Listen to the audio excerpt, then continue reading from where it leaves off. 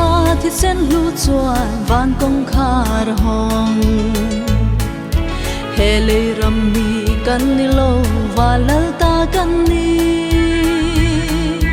lal pa thi na le tho le na kan chom pui hia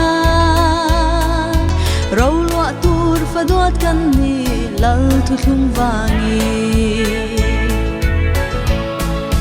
hallelujah van mi kan ni van khua le tui lal ro rel pui tur te kan ni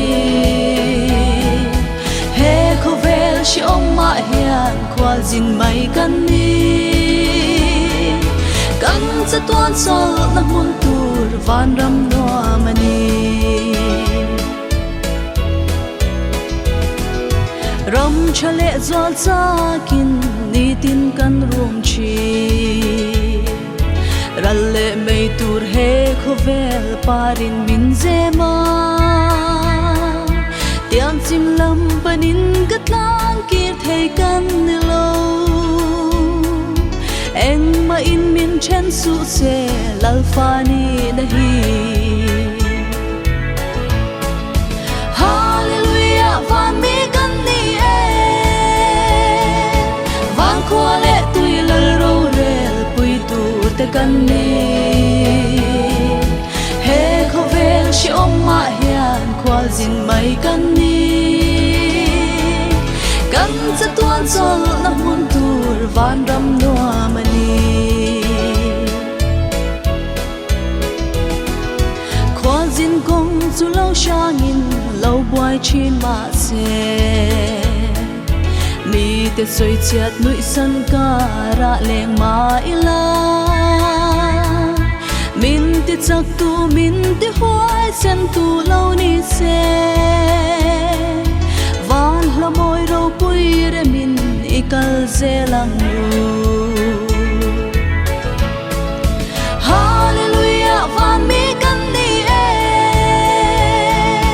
van khua le tui lal ro rel pui tu te kan ni he kho vel shi om ma hian khwa jin mai kan ni kan cha tuan sol na mun tur van ram no mani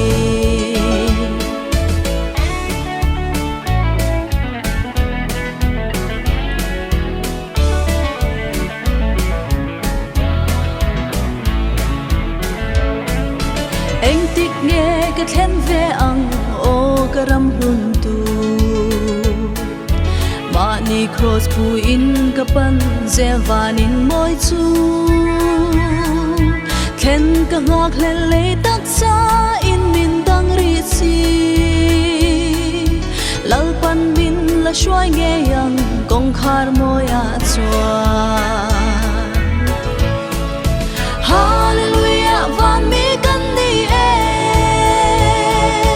van khua le tui lal ro rel pui tu te kan ni he kho vel shi om ma hian khwa jin mai kan ni kan cha tuan sol na mun tur van ram no mani kan cha tuan sol na mun tur van ram no mani